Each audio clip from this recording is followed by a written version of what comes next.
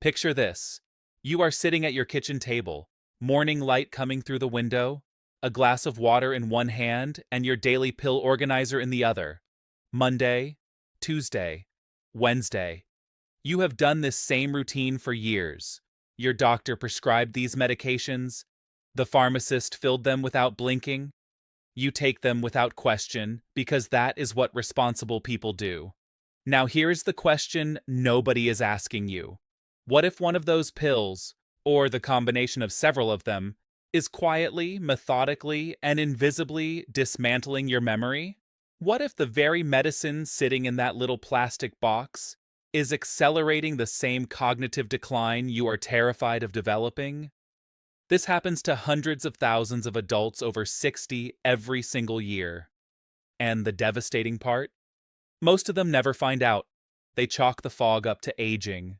Their families call it early Alzheimer's, and the pill organizer keeps getting refilled. Today we are going to change that. Stay with me all the way to medication number 1, because number 1 is not what you expect. It is not one drug. It is a hidden pattern that may already be happening inside your brain right now, and almost nobody in medicine is warning you about it. My name is Dr. Evans, and I have spent decades studying the intersection of pharmacology and neurology, specifically how the medications most commonly prescribed to older adults interact with the aging brain. If you are over 60 and you take any prescription medication, or even over-the-counter sleep aids, this message could literally save your memory. It may save your life. I want to be clear before we begin.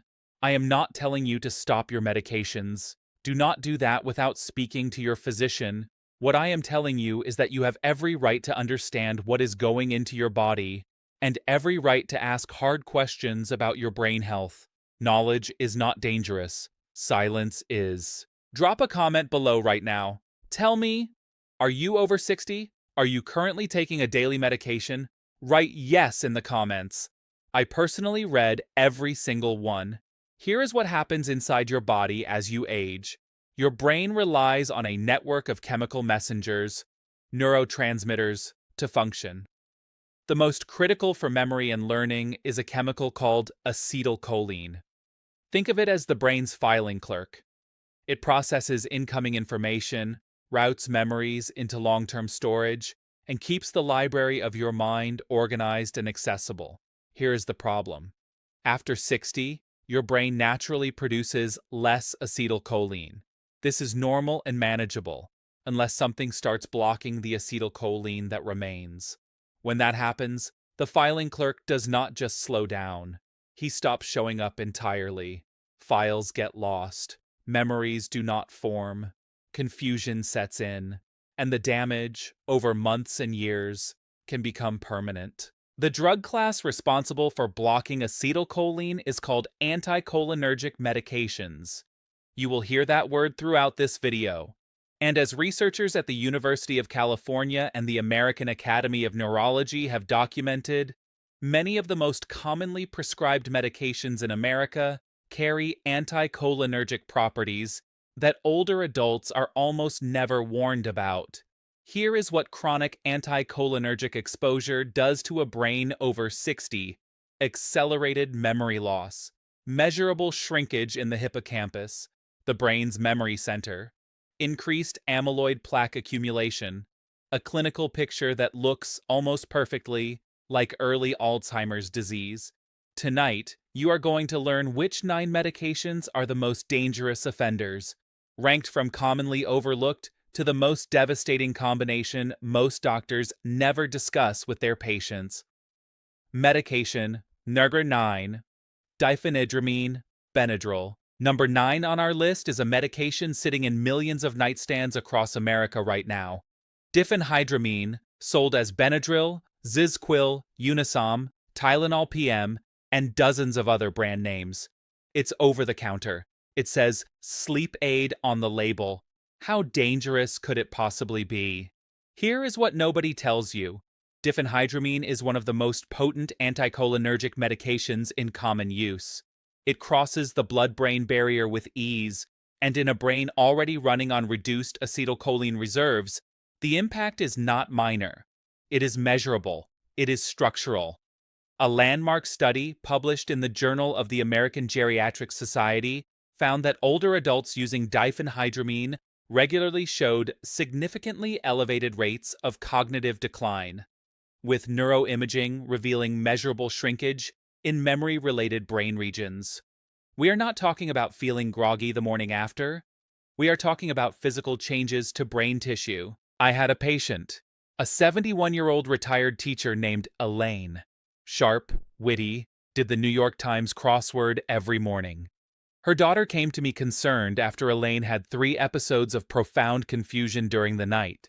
She was found wandering her hallway, disoriented, not recognizing her own bedroom.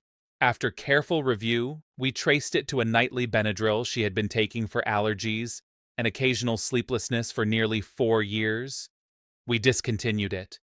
Within 6 weeks, the nighttime confusion resolved entirely. The fix.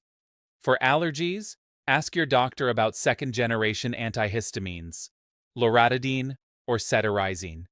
These do not cross the blood-brain barrier the same way. For sleep, melatonin at low doses, good sleep hygiene, or a conversation with your physician about safer options are far better choices for your brain. Quick question for the comments. How many nights a week do you currently use a sleep aid? Drop your answer below. Medication number 8. Proton pump inhibitors, PPIs. Medication number 8 surprises almost everyone.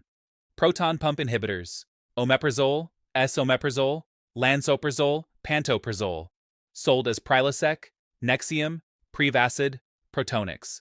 These are prescribed for acid reflux, GERD, and stomach ulcers. They are among the most widely prescribed drugs in the entire world. And the problem is not just that people are on them, it is that most patients have been taking them indefinitely, long past the 8 to 12 weeks they were originally designed for. Here is what that is doing to your brain. Your stomach acid does more than digest food. It is essential for extracting and absorbing vitamin B12, a nutrient your brain physically cannot function without. Long-term PPI use suppresses the acid needed for B12 absorption, and B12 deficiency in older adults produces symptoms that mirror Alzheimer's disease so closely that the two are routinely confused even by experienced neurologists. But it goes deeper. A 2016 study, published in JAMA Neurology, examined more than 73,000 adults, aged 75 and older. Long-term PPI users had a 44% higher risk of developing dementia compared to non-users. 44%. And more recent research has suggested that PPIs may directly accelerate amyloid beta plaque accumulation in the brain, the defining toxic protein buildup of Alzheimer's disease. A 74-year-old former engineer named Harold came to see me after his wife noticed he had been repeating conversations and losing track mid-sentence. His B12 level, when we tested it, was critically low. He had been on omeprazole for 9 years. Nobody had ever checked his B12. We supplemented aggressively, worked with his gastroenterologist to taper the PPI, and used dietary changes to manage reflux naturally.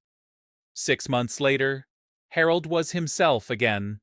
The fix: talk to your doctor about whether you still need the PPI, or whether an H2 blocker like famotidine could work with less risk. If you must stay on a PPI for genuine medical reasons, insist on regular monitoring of your B12 and magnesium levels. This single step can protect your brain even while you treat your stomach. Medication number 7. Bladder control medications, oxybutynin. Number 7 is one that frustrates me professionally more than almost any other, because the patients who need these medications most are often the least likely to be warned about this risk. Oxybutynin, sold as Ditropan, and related medications like tolterodine and sulfonacin are prescribed for overactive bladder. An overactive bladder is a real, quality-of-life destroying condition. I am not dismissing that. What I am telling you is that oxybutynin is one of the most potent anticholinergic drugs in routine clinical use. It does not just act on your bladder. It crosses the blood-brain barrier with exceptional ease and it directly interferes with the acetylcholine systems that govern memory, learning, and executive function. Studies have demonstrated that the hippocampus, your brain's memory filing center, shows measurable volume reduction in long-term anticholinergic users. Actual physical brain tissue loss. A comprehensive 2019 study published in the British Medical Journal followed seniors prescribed strong anticholinergic medications, including oxybutynin, for more than 1 year. Their dementia risk was elevated by 49%, nearly 1 in 2, and the early symptoms, forgetting appointments, losing words mid-sentence, misplacing items, were universally attributed to aging. The medication was never questioned. My patient Dorothy was 68. She came in because her daughter was alarmed by what looked like early dementia. Dorothy had been on oxybutynin for 3 years. When we transitioned her to mirabegron, a newer bladder medication that works through a completely different mechanism and does not carry anticholinergic risk, her cognitive symptoms improved dramatically within 3 months. Her daughter cried in my office. The fix? Ask your urologist or primary care physician specifically about mirabegron. It is not the right choice for everyone, but for many patients it provides equivalent bladder control without the cognitive toll. This is a conversation that could change everything. Medication number 6, benzodiazepines number 6. Benzodiazepines: diazepam, lorazepam, alprazolam, clonazepam, Valium, Ativan, Xanax, Klonopin. These medications have provided genuine relief to millions of people suffering from anxiety, panic disorder, and insomnia. I understand their value. But here's the truth about what happens inside a brain over 60 with chronic benzo use. Benzodiazepines work by amplifying the effect of GABA, the brain's primary inhibitory neurotransmitter. They slow neural activity down. That is how they reduce anxiety and produce sleep. But in an aging brain, that same mechanism suppresses the formation of new memories, slows cognitive processing, and over long periods of time, produces structural changes that researchers have now linked to permanent cognitive decline. A major study published in the British Medical Journal found that older adults who had used benzodiazepines for 3 months or more had an 80% higher risk of developing Alzheimer's disease. 80%. And here is what makes this particularly insidious. Benzodiazepines produce their own cognitive fog, which many patients and doctors mistake for the very anxiety disorder the medication is supposed to be treating, trapping patients in a cycle that keeps them medicated and declining. I want you to stop right now and think honestly. If you are on a benzo, how long have you been taking it? Weeks? Months? Years? This is not fear-mongering. That is medicine. A 66-year-old retired nurse named Patricia had been on lorazepam for sleep-related anxiety for 6 years when she came to me. Her family was certain she had dementia. Her thinking was slowed, her memory unreliable, her personality flattened. Under careful supervision, never stop benzodiazepines abruptly, as this can be medically dangerous. We developed a slow, structured taper protocol over 8 months. Today, Patricia's cognitive scores are back in the normal range for her age. She describes it as waking up from a fog.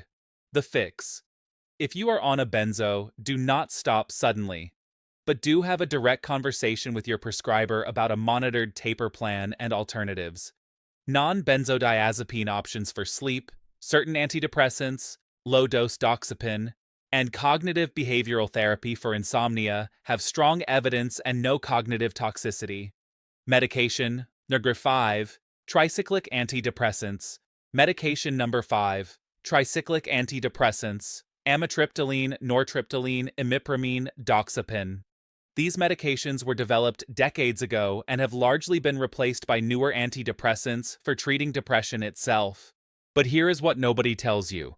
Tricyclics are still being prescribed to millions of older adults, not for depression, but for chronic pain, nerve pain, migraines, and insomnia.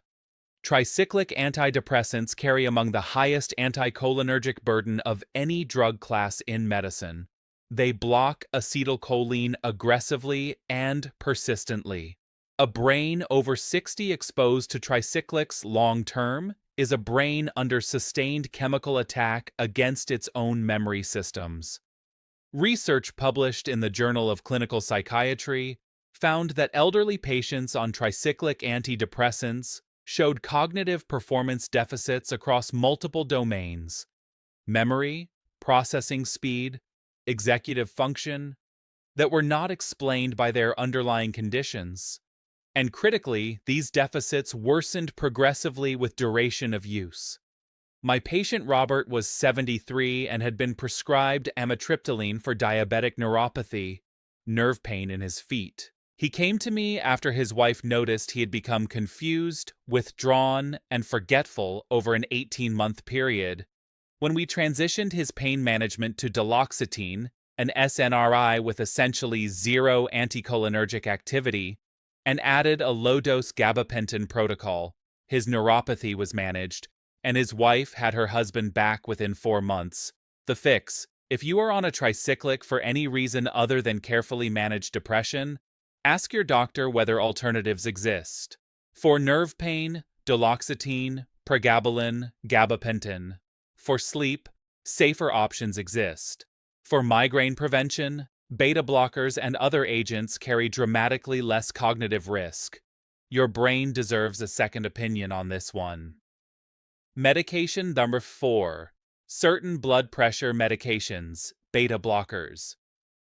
Number 4 brings us to a category that requires nuance, because I am not saying all blood pressure medications are dangerous, far from it. Uncontrolled hypertension is itself one of the leading risk factors for dementia. But here is what most people will never know about a specific subgroup of blood pressure medications. Certain older beta blockers, specifically atenolol and propranolol, have been associated with cognitive effects in older adults that deserve serious discussion. These medications work in part by crossing the blood-brain barrier, where they can blunt the nervous system signals involved in alertness, memory consolidation, and processing speed. A study published in Hypertension, the Journal of the American Heart Association, found that older adults on lipophilic beta blockers, those that cross the blood-brain barrier most readily, had measurably lower scores on cognitive assessments compared to those on hydrophilic alternatives, which stay in the bloodstream and do not penetrate the brain. The important distinction: not all beta blockers are equal. Metoprolol succinate, carvedilol, and bisoprolol are widely used alternatives with different pharmacological profiles and lower rates of central nervous system effects.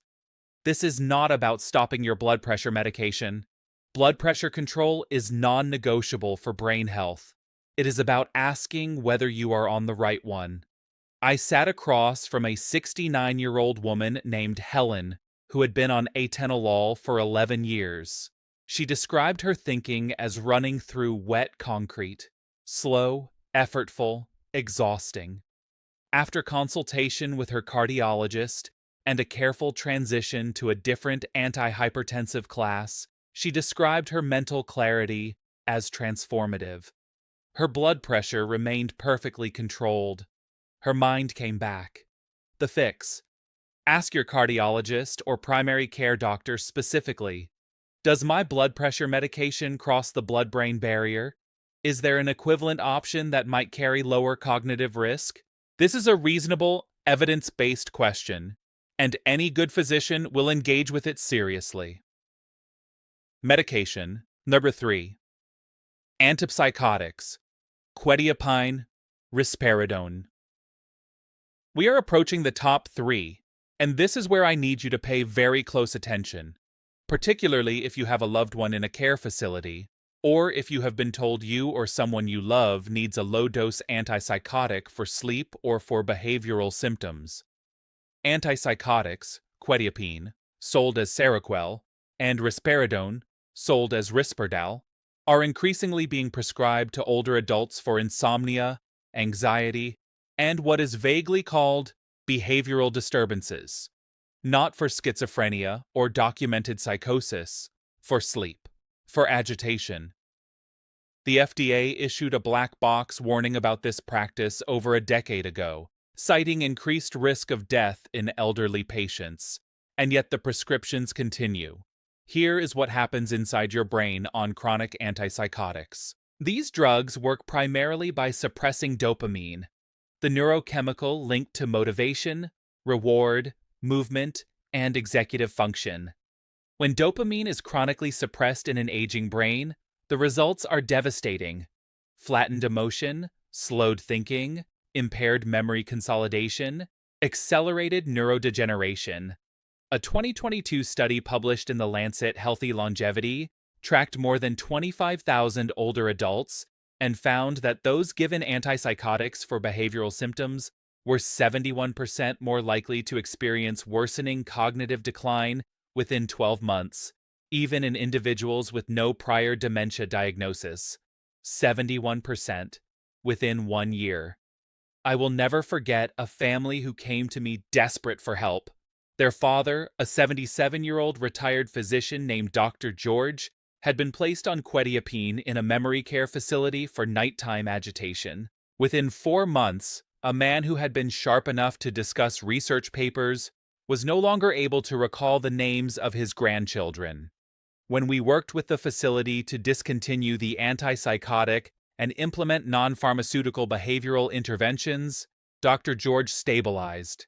He never fully recovered to baseline. That is a loss that still sits with me. The fix. If you or a loved one is being prescribed an antipsychotic in a non-psychiatric context, for sleep, for anxiety, for behavioral management, ask direct questions. What non-pharmaceutical interventions have been tried? What is the exit plan from this medication? What is the monitoring protocol? You are entitled to those answers. Demand them. Medication number 2, paroxetine, Paxil. Number 2 on our list is one that catches almost everyone off guard. Because when people hear SSRI antidepressant, they think safe, modern, well-tolerated. And for most SSRIs, that reputation is deserved. Sertraline, escitalopram, fluoxetine. These have relatively clean profiles for older adults when used appropriately. But paroxetine, sold as Paxil, is the exception. It is the outlier in the SSRI family. Unlike every other SSRI, paroxetine carries significant anticholinergic activity. That one pharmacological quirk separates it entirely from its sister drugs. While Zoloft and Lexapro largely leave your acetylcholine system undisturbed, Paxil interferes with it in a way that pharmacologically resembles the older, far more dangerous tricyclic antidepressants. A comprehensive 2021 review published in Frontiers in Psychiatry found that elderly patients on paroxetine showed measurable declines in short-term memory and verbal recall within the first year of treatment, declines not observed in patients taking other SSRIs at comparable doses. The American Geriatric Society has placed paroxetine on their Beers criteria, the official list of medications considered potentially inappropriate for older adults, specifically because of this cognitive profile. The deeply frustrating reality is this: paroxetine is frequently prescribed specifically to older adults for anxiety and depression. The very population it poses the greatest cognitive risk to is the population most likely to receive it. A 70-year-old woman named Frances came to me for a second opinion after her family noticed what her primary doctor had described as mild cognitive impairment. She had been on Paxil for anxiety for 5 years. After a carefully supervised transition to sertraline over 10 weeks, same antidepressant class, 0 anticholinergic activity, her cognitive assessment scores improved by 22% over the next 6 months. Not all of her deficits reversed, but enough did that her daughter told me she sounds like herself again for the first time in years.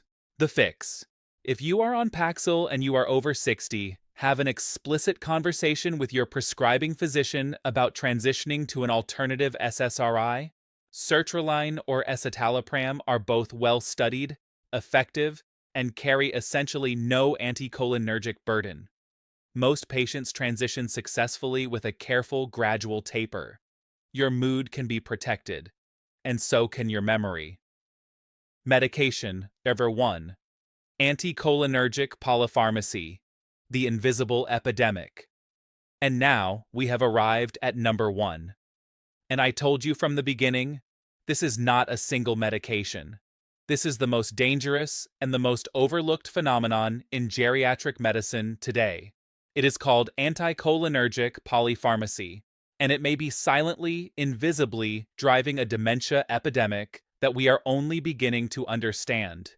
Here is what polypharmacy means in practice. The average American over 65 takes 4 or more prescription medications daily. Many take 6, 8, 10, or more. These prescriptions often come from multiple different physicians: a cardiologist, a urologist, a gastroenterologist, a psychiatrist, a primary care doctor, who may not have full visibility into each other's prescriptions. And layered on top of those prescriptions are over-the-counter medications, sleep aids, allergy pills, antacids, each taken without any professional oversight. When several of those medications carry anticholinergic properties, they do not simply add to each other's effect. Research suggests they multiply it. The total burden compounds in ways that no single prescribing physician ever calculated, because no single prescribing physician was looking at the whole picture. A landmark 2022 analysis published in Age and Aging tracked more than 280,000 older adults and found that those with the highest anticholinergic burden, measured using a validated scoring tool called the Anticholinergic Cognitive Burden Scale, had a 120% increased risk of developing dementia over a 10-year period. 120%, double the normal risk. From pills that most of them had never once been warned about in terms of cognitive risk. Let me make this concrete. Imagine a 72-year-old woman named Margaret. She takes Benadryl PM every night for sleep. She takes oxybutynin for an overactive bladder. She was recently started on amitriptyline for nerve pain in her feet. And she takes an over-the-counter heartburn pill every morning. 3 of those 4 carry meaningful anticholinergic burden.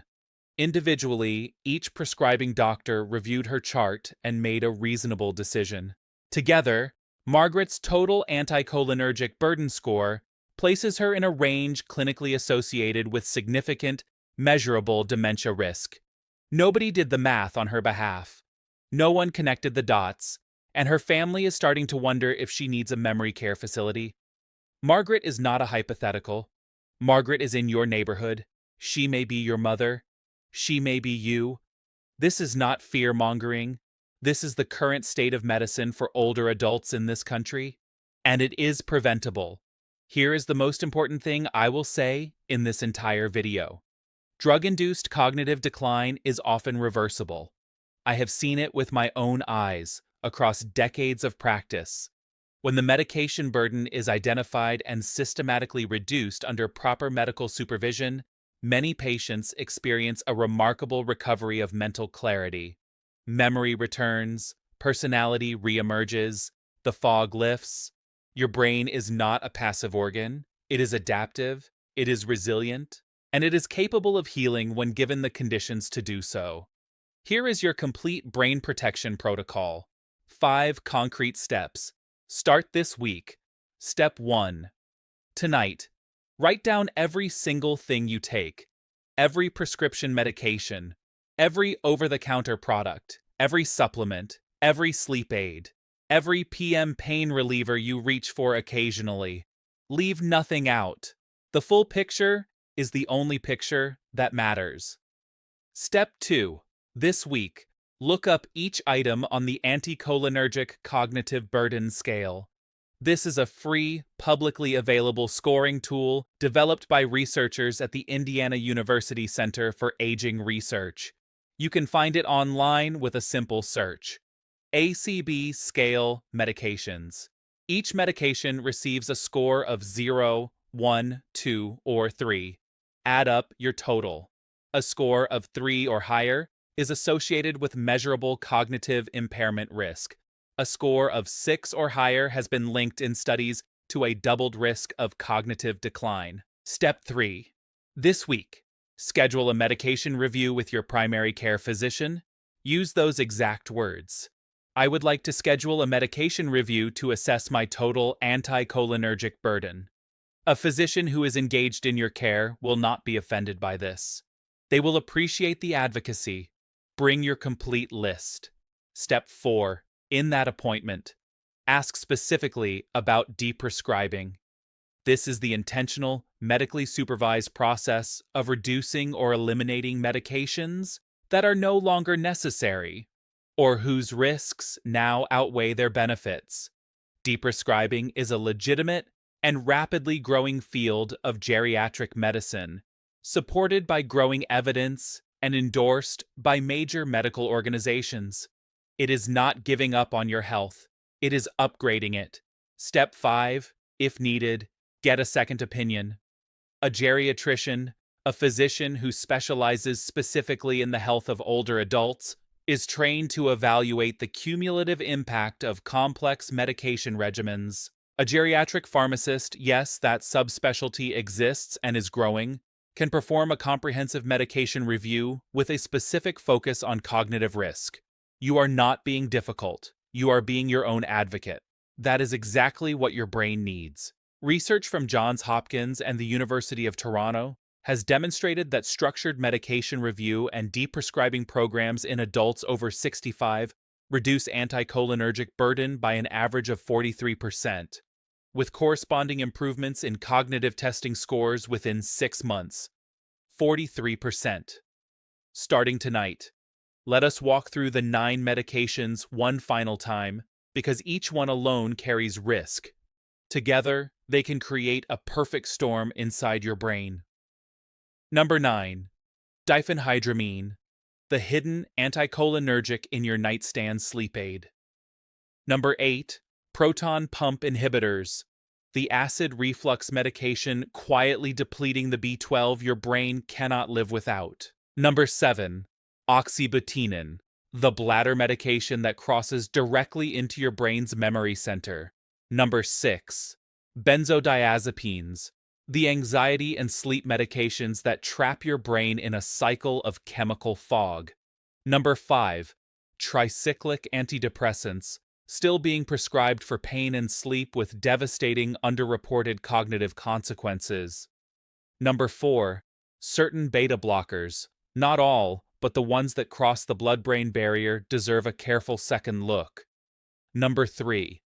Antipsychotics, being given for sleep and behavior management in older adults with evidence-based catastrophic cognitive risk. Number 2. Paroxetine, the one SSRI that carries the anticholinergic profile nobody told you about. And number 1. Anticholinergic polypharmacy, the invisible multiplication effect when several of these medications are taken together, often by patients seeing multiple doctors who are each looking at only one piece of the picture. This is not fate. This is not inevitable. This is preventable medicine. And now you have the tools to act. Your brain has been working for you every single day of your life without ever asking for a single thing in return. It has stored every memory you hold dear, every face you love, every word you have ever spoken, every lesson you have ever learned. It has been filtering, organizing, protecting, and sustaining you, silently, faithfully, for decades. The least we can do is give it the same careful attention, ask the questions, review the medications, advocate for your cognitive health the same way you would advocate for your heart, your bones, your vision.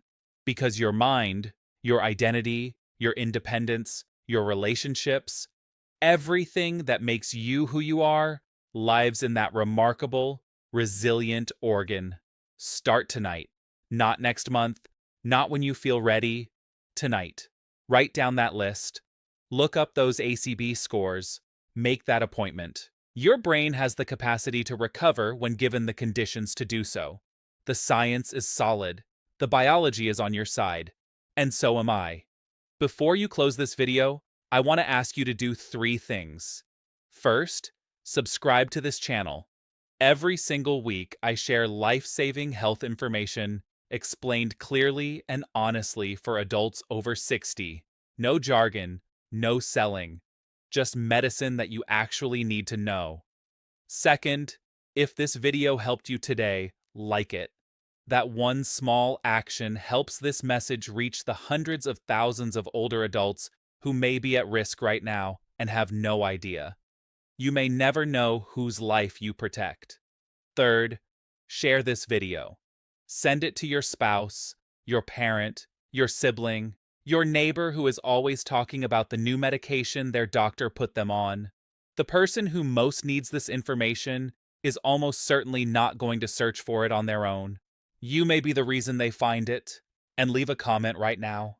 Tell me, which of these 9 medications are you or someone you love currently taking? Have you experienced brain fog, memory lapses, confusion, and never connected it to a medication? Write "I am protecting my brain starting tonight" in the comments below. I will be reading every single one. I am Dr. Evans. Thank you for trusting me with your time today. Your brain is worth protecting. And now you have everything you need to begin. Stay sharp, stay informed, and I will see you in the next video.